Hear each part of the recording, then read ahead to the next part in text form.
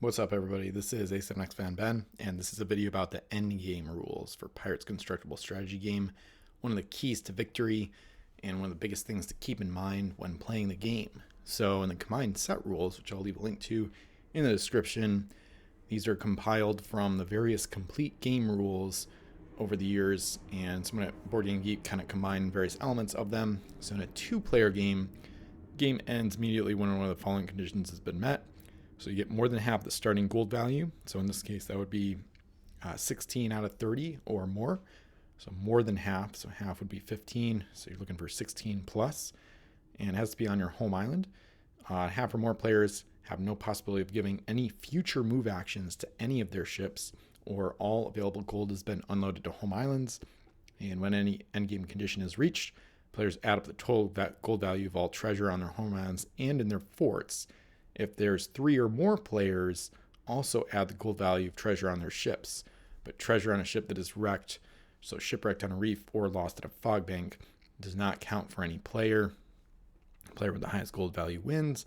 If there's a tie, player with the most remaining units in play is the winner. The Pirate Code on page 14 has a lot of really good and important details on this. So first off, going back to the last sentence, a unit is any game piece that can be given at least one of the 4 primary actions. So ships, sea creatures, flotillas, forts, and marines, but not those other categories.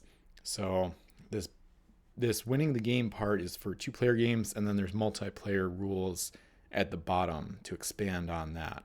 So here there's 5. Usually you wouldn't have an official time. That's more for tournament play, using a clock, things like that.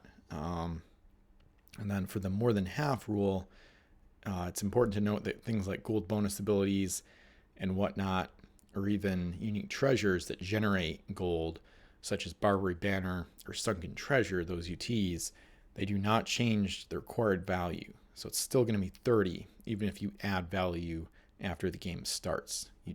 It always goes back to the 30. And then this is one of the endgame conditions that takes effect immediately, which is actually really important to know because we're going to get more heavily into number 3 in a second, and that one is not as immediate.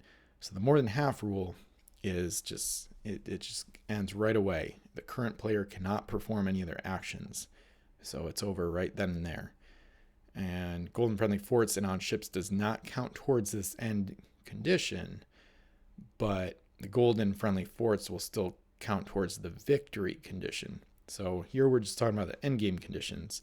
Of course, victory conditions, you do include treasure in your forts.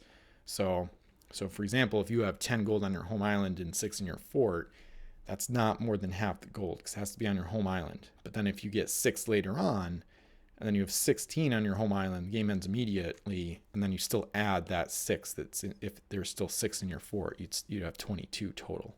So, and you might still lose with that amount. So that's actually really important to know because you want to know how much gold an opponent has in their forts and in their total score. I've seen it happen multiple times where you're about to unload treasure number 16 on your home island, but you know that an opponent has 18 total, but the problem is less than 16 of it is out on forts and whatnot. So they might have 5 on their home island and then 12 in a fort. They might build a fort and then all the gold on that island immediately goes into the fort. So that gives them 17, but it doesn't count towards this end game condition. But if you go and unload 16 gold on your home island, it's still the treasure in their fort still counts towards the victory condition of most gold, because then they would beat you 17 to 16 if in that specific case. So it's important in a 2-player game to try your best to keep track of how much gold your opponent has. Of course, it's a lot easier because gold is revealed when unloaded a home island in a 2-player game, whereas in multiplayer, it's not revealed when you unload it in a home island. So going to number 3, the no future move actions.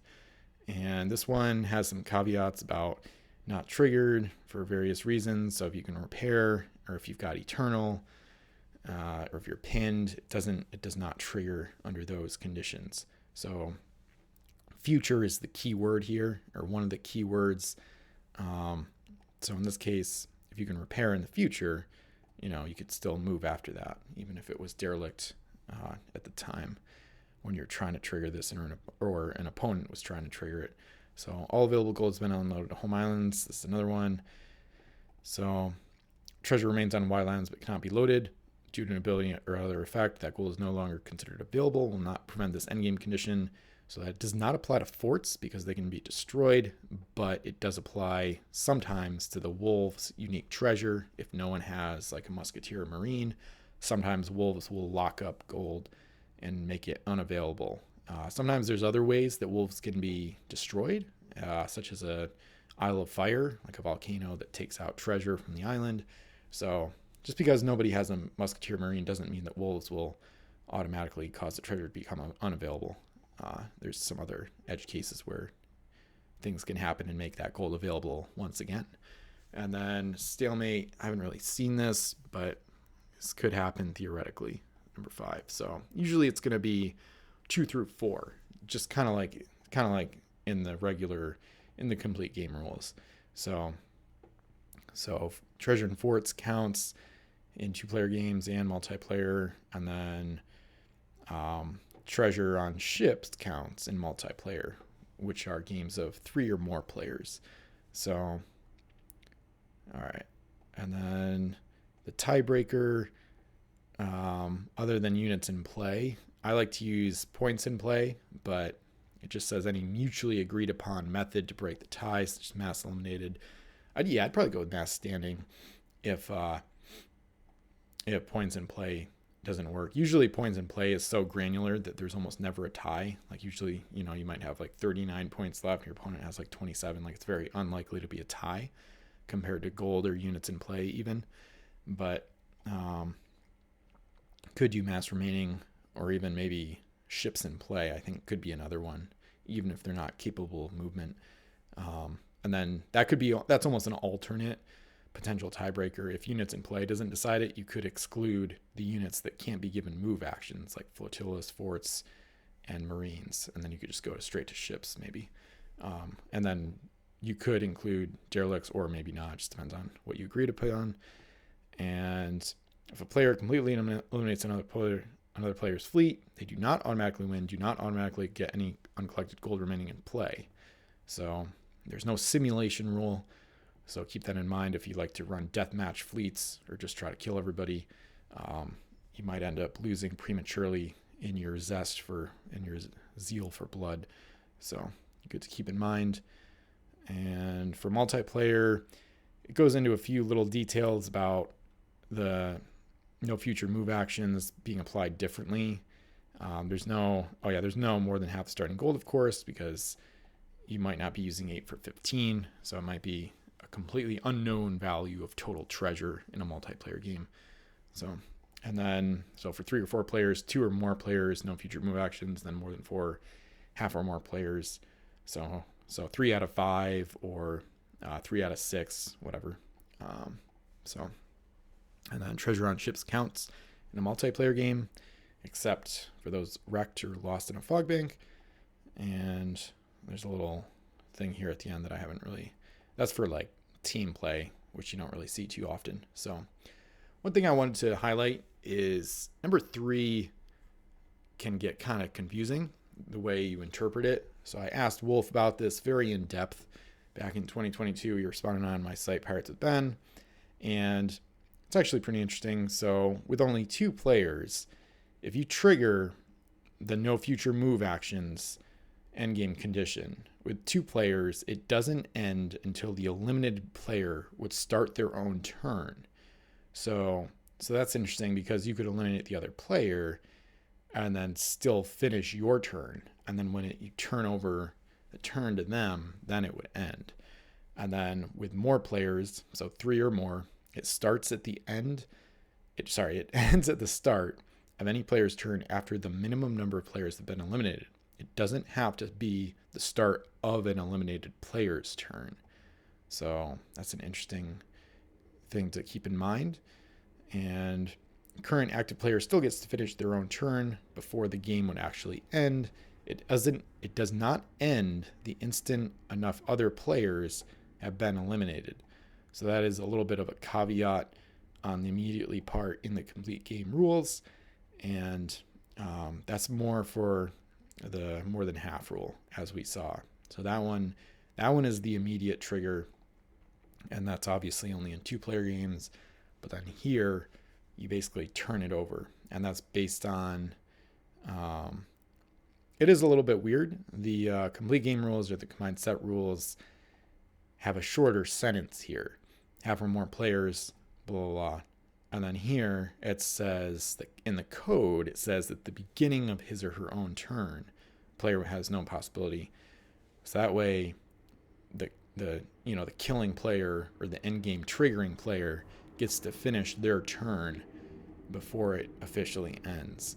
So pretty interesting stuff. And then we kept going on it because there's a lot of like little slight discrepancies in some of the rules. He talked about how almost all the other additional endgame conditions beyond the more than half thing were built out of old tournament rules and rulings where they need more defined ways on how to handle games with multiple players, play styles that didn't focus on getting the most gold, and all sorts of other odd edge cases that came up.